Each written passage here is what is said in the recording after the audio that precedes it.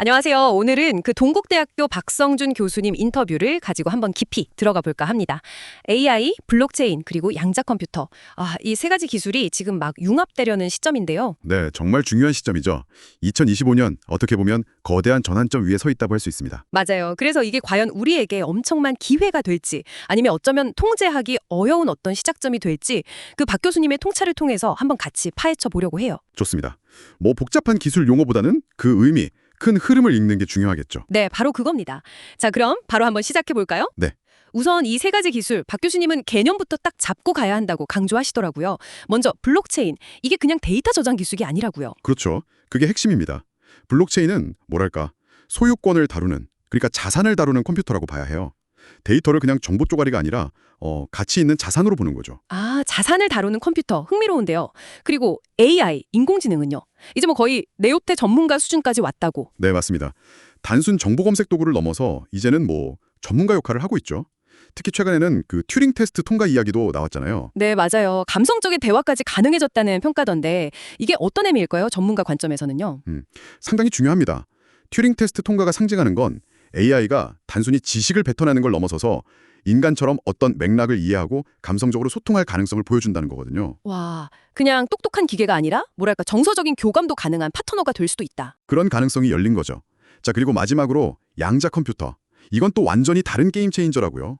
네, 이건 정말 지금 슈퍼컴퓨터가 뭐 수백만 년 걸릴 계산을 단 몇 초 만에 해낸다면서요? 네, 그런 엄청난 잠재력을 가진 기술입니다. 박 교수님은 이게 생각보다 빨리, 어쩌면 뭐 10년 안에도 현실화될 수 있다고 보시더라고요. 10년 안에요? 와, 이게 현실이 되면 지금 우리가 쓰는 디지털 세상의 어떤 근간이 흔들릴 수도 있겠네요? 바로 그 점입니다. 기존 암호 체계가 무력화될 수 있다는 게 가장 큰 파급력이죠. 여기서 이제 진짜 흥미로운 지점인데 이 세 기술이 결국에는 하나로 합쳐질 거라는 예측 말이에요. 박 교수님이 특히 세 가지 새로운 용어를 기억하라고 하셨어요. 첫 번째가 글로벌 신뢰 인공지능, AI랑 블록체인이 합쳐진 거라는데 어떻게 블록체인이 AI에 신뢰를 더해줄 수 있는 건가요? 그게 지금 AI의 약점 중 하나가 편향성이라든가 아니면 그 환각현상이라고 하잖아요. 틀린 정보를 너무 진짜처럼 말하는 거예요. 네, 맞아요. 가끔 섬뜩할 때도 있어요. 그렇죠. 근데 블록체인을 AI의 데이터 처리나 의사결정 과정에 딱 적용하면 그 모든 기록이 투명하게 남고 위변조가 불가능해지는 거예요.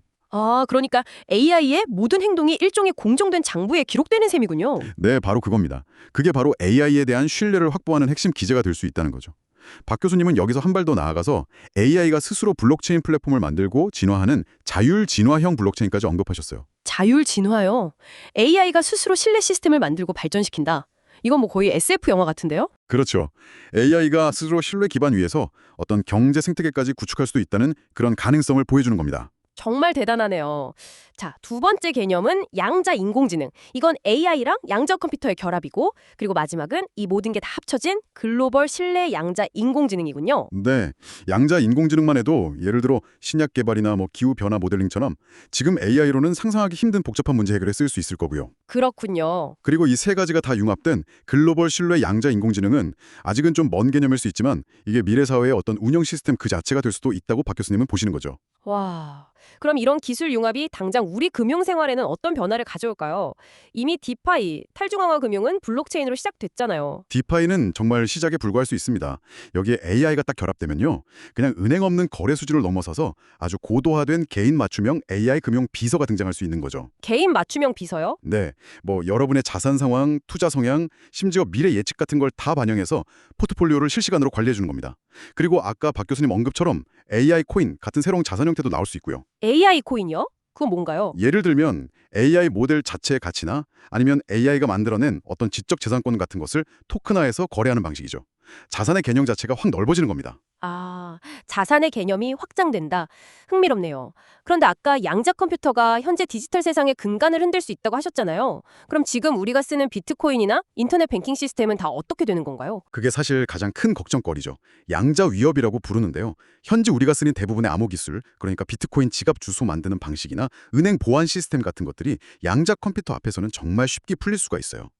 그럼 제 자산은요? 비트코인은? 네, 그래서 대비책이 지금 활발히 연구되고 있습니다. 바로 양자 내성 암호, PQC라고 부르는 기술인데요. 양자 컴퓨터로도 풀기 어려운 새로운 암호 체계를 만드는 겁니다. 아, 다행이네요. 그럼 비트코인 같은 것도 이걸로 바꾸나요? 네, 비트코인이나 이더리움 같은 주요 프로젝트들도 다 이 PQC 도입을 준비하고 있어요. 앞으로는 기존 시스템에 있는 자산을 이 새로운 PQC 기반 시스템으로 옮기는 일종의 마이그레이션, 즉 이행 과정이 필요할 겁니다. 이행 과정이요. 마치 국권 화폐를 신권으로 바꾸는 것 같은 건가요? 박 교수님이 딱 그렇게 비유하셨어요. 이 전환 과정에서 제대로 대응 못하면 자산을 잃을 수도 있으니까 앞으로 이 기술 동향을 정말 주의 깊게 봐야 합니다. 이건 암호화폐뿐만 아니라 인터넷 뱅킹 포함해서 모든 디지털 금융 시스템에 다 해당되는 이야기예요. 아, 그렇군요. 정말 정신 바짝 차려야겠네요.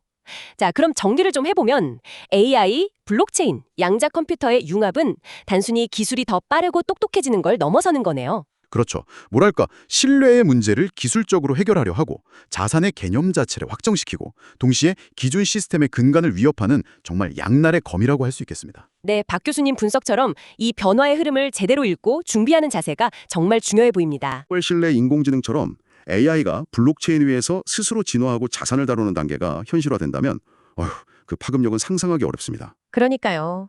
이렇게 강력하고 자율적인 시스템을 과연 우리가 사회적으로 또 윤리적으로 어떻게 관리하고 통제할 수 있을지 지금부터 정말 깊은 고민이 필요해 보입니다. 네, 중요한 질문이죠. 기술은 발전하는데 그 기술을 담을 사회적 그릇이나 규범은 아직 부족한 상황이니까요. 스스로 생각하고 스스로 신뢰를 만들고 심지어 스스로 자산을 거래하는 인공지능. 자, 여러분은 이 미래를 어떻게 맞이하고 싶으신가요? 오늘 함께 나눈 이야기들을 바탕으로 각자 한번 깊이 생각해 보시는 것도 좋을 것 같습니다. 네, 오늘 이야기 흥미로우셨기를 바랍니다. 저희는 다음에도 흥미로운 분석으로 다시 찾아뵙겠습니다.